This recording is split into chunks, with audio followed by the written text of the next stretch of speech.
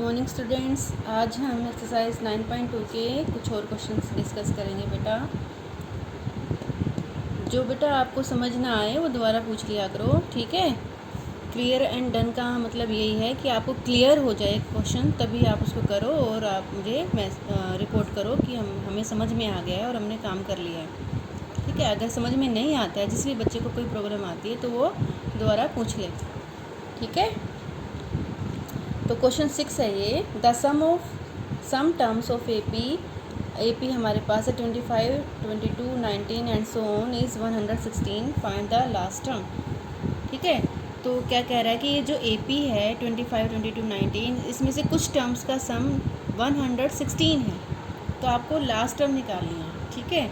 तो last term निकालने के लिए हमें तीन चीज़ें पता होनी चाहिए।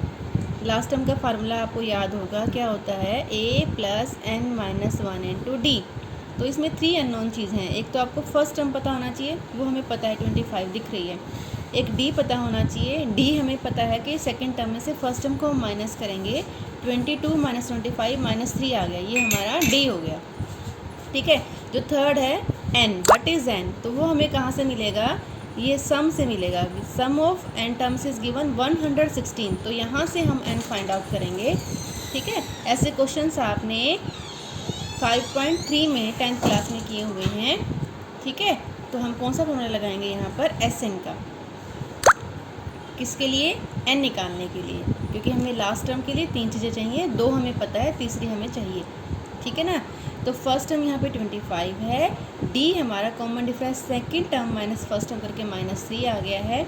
S N is given 116, we have to find out N, okay. तो एस एन का फॉर्मूला लगाया हमने, तो एस एन के प्लेस पे हमें क्या रखेंगे, 116, N by 2 as it is, क्योंकि एन हमें निकालना है 2a। तो 25 इंटू 2 कितना हो गया, 50, और N minus one as it is रखा, डी की वैल्यू रखी -3, ठीक है। इस -3 को मल्टीप्लाई करेंगे, -3 इंटू एन -3n, और माइनस माइनस प्लस हो जाएगा, -1 को -3 से मल्टीप्लाई करेंगे, क्या हो जाएगा, +3, ठीक है। तो 50 + 3 कितना हो जाएगा, 53, ठीक है। और अब ये n अंदर मल्टीप्लाई हो जाएगा, ये 53n माइनस 3n स्क्वायर हो जाएगा, ठीक। तो अब आपकी क्वाड्रेटिक इक्वेशन बन गई है 3n square minus 53n plus 232 is equal to 0, okay. ऐसे क्वेश्चंस आप कई बार सोल्व कर चुके हो। क्वाड्रेटिक इक्वेशन सोल्व करनी है, स्प्लिटिंग द मिड टर्म, या फिर आप वो फार्मूला यूज़ कर सकते हो, ठीक है। Formula to solve the quadratic equation, कौन सा फार्मूला होता है, x is equal to minus B plus minus B square minus 4ac by 2a। इससे भी आप रूट निकाल सकते हो। स्प्लिटिंग द मिड टर्म से मैंने सोल्व किया हुआ है, 3 आपने रूल पढ़े हैं 10th क्लास में, है ना। तो आपको इससे भी एक तीसरा होता है आपका कंप्लीटिंग द होल स्क्वायर, उससे भी आप कर सकते हो। तो मैंने फैक्टराइज़ किया है 3 इंटू 236, ये आपका टोटल बन गया है 696। तो 696 को फैक्टराइज़ करना है कि प्लस करके हमें 53 मिल जाए, -53 मिल जाए, ठीक है। तो इसके मैंने फैक्टराइज़ कर लिया है, तो मेरे बने 3 2 ज़ा 6, 2 ज़ा 12, 2 ज़ा 24, और 29 को अगर मैं प्लस करती हूँ तो मेरा 53 बन जाता है, ठीक है। तो इसको मैंने फैक्टराइज़ कर लिया है, जैसे आपने 10th क्लास में पढ़ा हुआ है। इसको हमने -53 को क्या फैक्टराइज़ कर लिया है, -24n -29n। फिर यहाँ से हमारा कॉमन आ गया 3n, अंदर बच गया n-8, और यहाँ से फिर लास्ट 2 टर्म से हमारा कॉमन आ गया है -29, और अंदर क्या बचा, n-8, ठीक है। कॉमन निकालना आपको आता होगा, ठीक है। अगर कोई प्रॉब्लम आती है तो पूछ लेना। अब यहाँ से n-8 ब्रैकेट फिर से कॉमन आ जाती है ना, क्योंकि ये सेम है। तो क्या बचता है, 3n - 29, सेकेंड फैक्टर हो गया। तो ये फैक्टराइजेशन मेथड है, आप इसको कर लें। नंबर थोड़ा सा बड़ा है कि कोई बात नहीं, लेकिन आपको कॉमन लेना आता ही होगा। 3n स्क्वायर -24n में से 3n कॉमन आ जाएगा, तो यहाँ n बचेगा, और यहाँ 24 को 3 से डिवाइड करेंगे तो 8 बचेगा। इस तरह से कॉमन लेना है आपको, ठीक है। यहाँ पर क्या है, एक तो माइनस कॉमन ले लें, माइनस कॉमन लेंगे तो ये प्लस माइनस बन जाएगा, है ना। 29 और 232 को हम अगर डिवाइड करते हैं तो हमारा 8 अंदर बच जाएगा, ठीक है। अब देखो, एक तो यहाँ से n = 8 आ जाएगा कि दो फैक्टर बना लिए हमने, n - 8 और 3n माइनस 29, इन दोनों का मल्टीप्लिकेशन 0 है, तो एक यहाँ से तो आ जाएगा n इज इक्वल टू 8, जब इसको 0 लेंगे तो n इज इक्वल टू 8 आ जाएगा, और यहाँ से क्या आ जाएगा 29/3 आ जाएगा। जब इसको 0 लेंगे, क्या लेंगे 3n minus 29 is equal to 0 लेंगे तो 3n इज इक्वल टू 29 और n इज इक्वल टू 29/3। ठीक है, तो ये फ्रैक्शन हो गया है ना, लेकिन n जो होता है हमारा पॉजिटिव इंटीजर होता है, नंबर ऑफ टर्म्स होता है, number of terms should be positive integer, तो ये तो हमारा पॉसिबल नहीं है, तो इसको तो हम नहीं लेंगे, है ना। किसको लेंगे, n इज इक्वल टू 8 को लेंगे। ठीक है, तो n भी हमारे को मिल गया, a और d हमारे पास ऑलरेडी थे, तो अब हम लास्ट टर्म का फॉर्मूला लगा सकते हैं, a plus n minus 1d। a हमारे पास 25 था, n हमारे पास 8 आ गया, 8 माइनस 1 7 हो गया, और d हमारे पास 3 है, सॉरी। तो इसको सोल्व करके हमारी लास्ट टर्म आ गई 4, क्योंकि रिड्यूस हो रही है ना, -3, d क्या है -3, 3 टाइम्स रिड्यूस हो रही है हर टर्म। ओके, तो ये हमारा क्वेश्चन, ऐसे क्वेश्चन आपने 10th में भी किए हुए हैं। अब now see the 7th question, find the sum of n terms of AP whose kth term is 5k + 1। आपको सम ऑफ n टर्म्स निकालने हैं, सम ऑफ n टर्म्स निकालने हैं, और kth टर्म आपको 5k + 1 गिवन है। ठीक है, kth टर्म जैसे हम nth टर्म लेते हैं ना, an लेते हैं, ऐसे ही तो a के आपको क्या गिवन है 5k + 1। तो यहाँ पर अगर हम k की वैल्यू चेंज कर दें 1 2 3, तो हमारे पास नंबर ऑफ़ टर्म्स आ जाएंगी, first term, second term, third term, ऐसे आ जाएंगी। ठीक है, क्योंकि सम निकालने के लिए, सम के फार्मूले के लिए हमें वही 3 चीज़ें चाहिए होती हैं, a चाहिए होता है, n चाहिए होता है, d चाहिए होता है। n तो हमें पता है कि n ही लेना है, सम ऑफ n टर्म्स हैं तो n तो n ही रहेगा। अब क्या बचा, a बचा, वो हमें निकालना है, d बचा, वो हमें निकालना है। तो उसके लिए हमें क्या हेल्प दे रखी है कि kth टर्म 5k + 1 है, तो इसकी हेल्प से हम a और d निकालेंगे। जब हम k को 1 रख देंगे, putting k is equal to 1, तो हमारी फर्स्ट टर्म आ जाएगी 6, 5 × 1, 5 + 1 कितना हो गया 6 हो गया। जब हम k को 2 रखेंगे तो सेकंड टर्म आ जाएगी 5 × 2 10 + 1 11 आ जाएगी।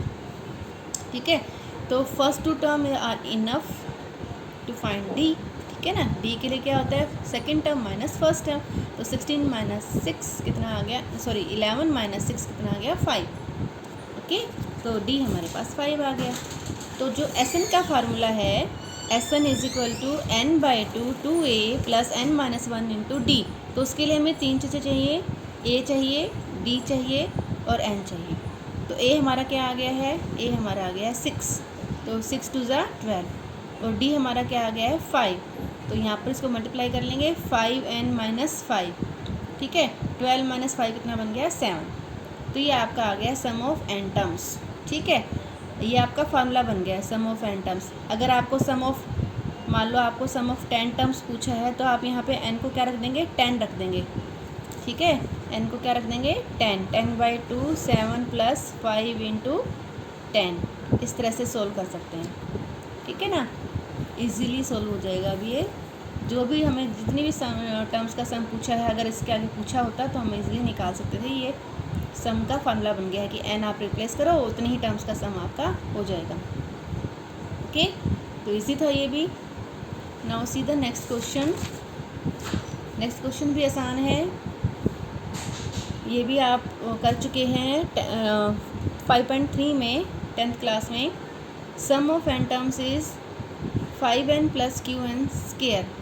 क्या दिया हुआ है, sum of n terms, n terms का सम दिया हुआ है आपको, मतलब फार्मूला डिफाइन कर दिया है pn + qn²। ठीक है, p q r कांस्टेंट, जो p और q है इसमें दोनों वो कांस्टेंट है, वेरिएबल क्या है n²। कांस्टेंट का मतलब है कि इनकी कोई वैल्यू है 2 3 4 5 कुछ भी हो सकती है, वो कांस्टेंट है, ये वेरिएबल नहीं है। फाइंड d, आपको क्या निकालना है, कॉमन डिफरेंस निकालना है। ठीक है, तो कॉमन डिफरेंस के लिए हमें क्या चाहिए, फर्स्ट 2 टर्म्स चाहिए। ठीक है, और फर्स्ट 2 टर्म्स के लिए हमें हेल्प किसकी दे रखी है, सम दे रखा है n टर्म्स का, तो यहीं से स्टार्ट करना है हमें। ठीक है, तो Sn क्या दिया हुआ है आपको, pn + qn²। ओके, तो Sn में हम अगर n को 1 रखते हैं तो सम ऑफ 1 टर्म मिलेगा हमें, एक टर्म का सम। एक टर्म का सम तो वो टर्म खुद ही हो जाएगी ना बेटा, तो वो पहली टर्म आ जाएगी। ठीक है, S1 का मतलब क्या है, सम ऑफ वन टर्म। ठीक है, यहाँ मैं लिख देती हूँ, इसका मतलब है सम ऑफ वन टर्म। एक टर्म का सम क्या होगा, वो टर्म खुद हो जाएगी, है ना। तो फर्स्ट टर्म हमारी क्या आ गई, जब हम n को 1 रख देते हैं तो p इंटू 1 क्या हो गया p, और 1 का स्क्वायर क्या होता है 1, तो q इंटू 1 क्या होता है q।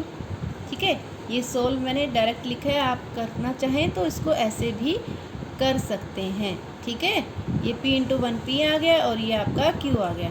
तो फर्स्ट टर्म हमारी क्या आ गई, p प्लस q आ गई। ठीक है, अब हम क्या करेंगे, हम n को 2 रखेंगे। 2 रखने से हमारा क्या आएगा, sum of two terms. Sum of two terms means first term plus second term. Clear, first term plus second terms आ जाएगा हमारा। n को क्या रखना है 2, तो p इंटू 2, 2p हो गया, और 2 का स्क्वायर क्या होता है 4, तो ये आपका 4q हो गया। ठीक है, मतलब आपको क्या रखना है, यहाँ पर 2 रखना है।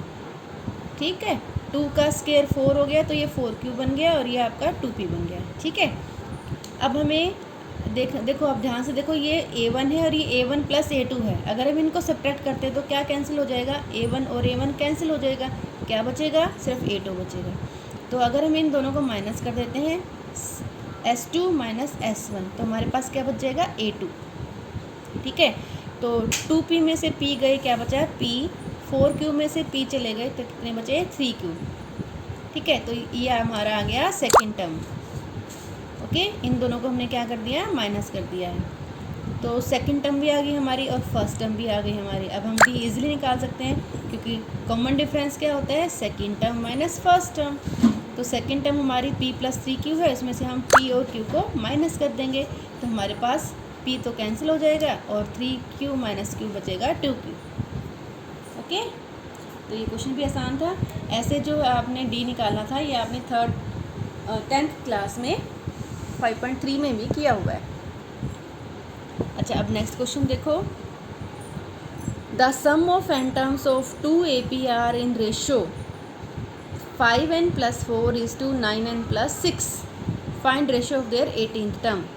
तो 2 AP हैं यहाँ पे, कितनी AP हैं, 2AP, उनके n टर्म्स का सम ऑफ n टर्म्स, दोनों में कितनी टर्म्स लिए हैं, n टर्म्स लिए हैं। पहली AP में भी n टर्म्स हैं, सेकेंड AP में भी n टर्म्स हैं, उनकी सम्स का रेशो ये दिया हुआ है। ठीक है, मतलब अगर हम पहले में S1 मान लें, पहली AP का सम ऑफ n टर्म्स, दूसरी AP का सम ऑफ n टर्म्स S2 मान लें, तो उनका रेशो क्या दिया हुआ है आपको, S1 इज टू S2 दिया हुआ है आपको 5n plus 4 upon 9n plus 6। अब इनका फार्मूला बना लेते हैं। S1 का फार्मूला क्या बनेगा, n/2 into 2a1 plus n minus 1 d1। S2 का फार्मूला क्या बनेगा, n/2 2a2 plus n minus 1 d2। ठीक है, क्योंकि 2 AP है ना बेटा, इसलिए a1 d1 ये पहली AP का मान लिया हमने, फर्स्ट टर्म कॉमन डिफरेंस, और a2 d2 ये हमने सेकंड AP के मान लिए हैं, ताकि हमारा डिफ्रेंशिएट हो जाए कि दोनों अलग अलग हैं। a2 first term, d2 common difference of second AP, ऐसे ही a1 ये आपकी फर्स्ट टर्म और d1 common difference of first AP, और n हमारे को सेम गिवन है, नंबर ऑफ टर्म्स तो हमें n ही लेनी है। ठीक है ना। अब देखो, अब जब इनको रेशो लेते हैं, डिवाइड करते हैं, तो n/2 तो कैंसिल हो जाएगा, है ना।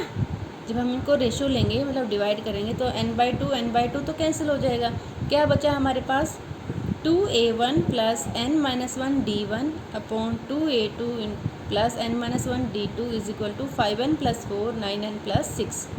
ठीक है, तो इसको हम इक्वेशन 1 डाल देते हैं, क्योंकि इसकी हमें आगे ज़रूरत है। अब हमें निकालना क्या है,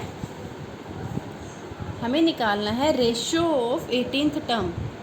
क्या निकालना है हमें, रेशियो ऑफ 18th टर्म निकालना है। तो 18th टर्म का फार्मूला हमारा क्या बनता है, a1 प्लस 17d1, 18 है तो यहाँ 17d आ जाएगा ना, और b18 मतलब सेकेंड AP का हमने लिया है, a2 प्लस 17d2।